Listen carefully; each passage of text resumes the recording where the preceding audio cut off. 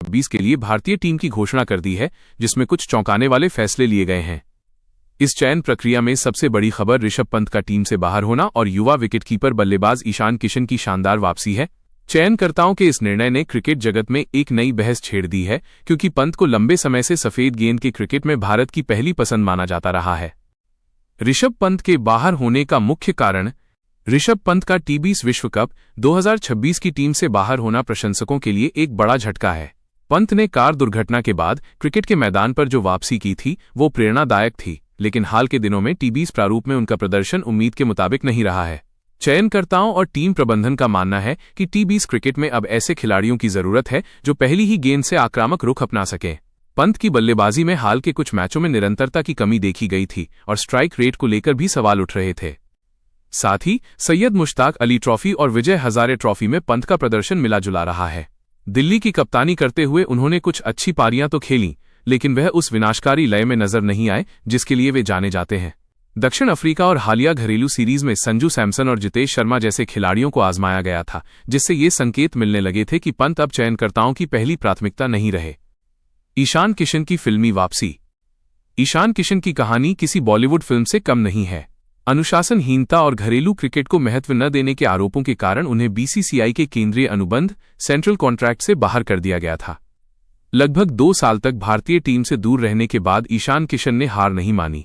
उन्होंने घरेलू सत्र 2025-26 में शानदार प्रदर्शन कर चयनकर्ताओं के दरवाजे फिर से खटखटाए।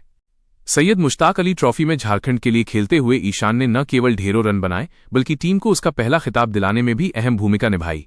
उनके बल्ले से निकले शतकों और ताबड़तोड़ स्ट्राइक रेट ने यह साबित कर दिया कि वे अभी भी भारत के सबसे खतरनाक सलामी बल्लेबाजों और विकेटकीपरों में से एक हैं।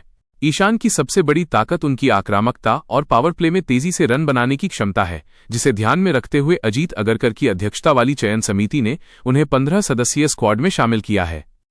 टीम संयोजन और आगामी रणनीति। ईशान किशन की वापसी से भारतीय टीम के बल्लेबाजी क्रम को नया संतुलन मिला है। बाएं हाथ के बल्लेबाज होने के नाते वे शीर्ष क्रम में एक अच्छा विकल्प प्रदान करते हैं।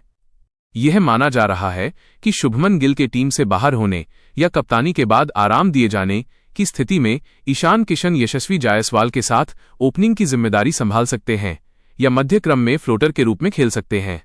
दूसरी ओर टीम प्रबंधन अब भविष्य की ओर देख रहा है। 2026 टी20 विश्व कप की मेजबानी भारत और श्रीलंका कर रहे हैं, जहां की धीमी पिचों पर ईशान किशन और संजू सैमसन जैसे खिलाड़ी अधिक प्रभावी साबित हो सकते हैं। ऋषभ पंत के लिए ये टीम से बाहर होना एक संकेत है कि उन्हें अपने टी20 गेम को फिर से परिभाषित करने की आवश्यकता है।